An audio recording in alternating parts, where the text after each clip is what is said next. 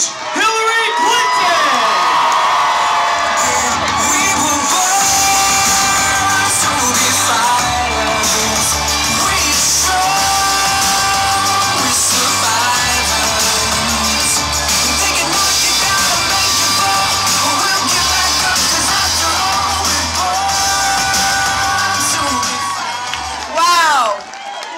Enthusiastic group. I cannot thank you enough. It is so great to be here with every single one of you, and I want to tell you how proud I am to have the support of working men and women and the labor movement of our country. As I said in the debate the other night, it was unions who fought for good wages, safe working conditions, and benefits that built the American middle class, and we're going to do it again.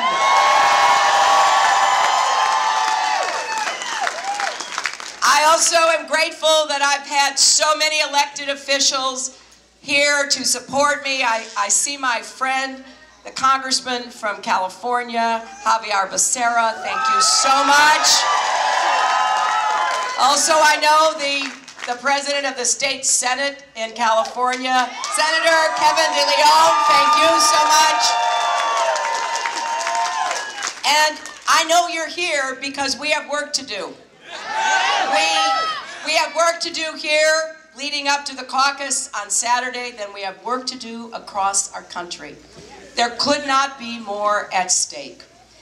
And as I have traveled and talked with so many families, I understand deeply how much this election will mean to our future in every possible way. And that's why I am campaigning to break down every single barrier that stands in the way of every American living up to his or her potential. Because there's no doubt in my mind that America will live up to its potential only when every American has the chance to do the same. Knocking down those barriers, building those ladders of opportunity again that give hardworking people the chance to get ahead and stay ahead. So we have to be very clear that in this election, we have to take on the problems. We have to stand against the special interests and the status quo. We have to tear down the kind of obstacles that are posed by those interests that would hold us back, even push us back. I am absolutely committed to making sure that we never have the mess we had in 2008 again. Yeah. This state was especially hard hit. Too many people lost their jobs. Too many people lost their homes. I remember going door to door in 2008, walking streets and neighborhoods, going into people's homes who had done everything right, but couldn't keep going because one member of the family lost a job. So the income wasn't enough to keep paying the mortgage, or a medical emergency just wiped out people's savings. Now we are coming back from that, and it was not easy. The Republicans want us to forget how hard it was. Well, I'm not going to let them forget, because it was their bad economic politics and policies under a Republican president that sent us in to the Great Recession. And I don't think President Obama gets the credit he deserves for digging us out of the ditch that the Republicans dropped us into in the first place. So we have work to do to stop bad things from happening and bad actors making our lives hard. You know, the other night I said, nobody wants to get rid of Citizens United, that terrible Supreme Court decision, more than I do. You know why?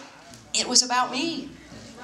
The right wing, they were trying to influence my campaign. They were launching one of the many attacks they seem to enjoy making against me. So I'm going to do everything I can to reverse that decision, including appointing Supreme Court justices who will understand it was one of the worst decisions in American history because it tilts the balance toward big, unaccountable money even more. But I will also lead the effort for a constitutional amendment, if that's what it takes, to get this dark, unaccountable money out of our political system. Get back so that it's voters' voices that really matter. And I will take on Wall Street. I've done it before. I will do it again. No bank should be too big to fail. No executive too powerful to jail. That's why I have the toughest, most effective, comprehensive plan to go after the bad actors. And they're running ads against me. Now, I do think you are known to some extent by your adversaries. And I've got a long list that I wear as a badge of honor from the right wing and the Republicans and all of the special interests. I am not new to this fight, my friends. I've been waging it and succeeding despite the best efforts of the other side. I like to say they've been after me for years. Well, I'm still standing, and I am going to be fighting for you. But we got to do more than just tell you what we're against. After we do that, what's the next chapter? What do we do now? Well, here's what we're going to do. We're going to get back to creating good jobs in America with rising incomes again. I know we can do this. It wasn't so long ago that we were doing it. You look at my husband's record, 23 million new jobs, but most importantly, incomes went up for everybody. And here's something I want you to remember, because as you go out canvassing, I want you to not only tell people what we're against, what we're fighting against, what we're going to stop, I want you to tell them what we're for. I want you to explain that we're going to have new jobs in infrastructure and manufacturing and clean renewable energy. We're going to put people to work across America again, and we're going to see incomes going up, just like we did in the 90s.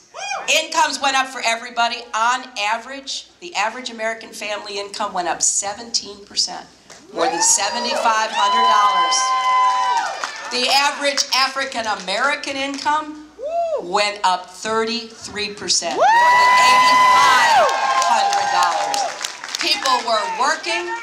They were seeing a brighter future for themselves and their kids. What happened? The Republicans came back. We can't afford that. We can't let that happen. No. So we need to tell people what we're going to do to really make it possible for them to once again feel like they're on the right path. Their hard work is going to be rewarded. And that's why I'm so proud to have the support of so many unions who are holding signs and making clear that you are supporting me, because I know how important you are to getting this economy working for everybody again. We can't rebuild the middle class if we don't get back to having a strong American labor movement.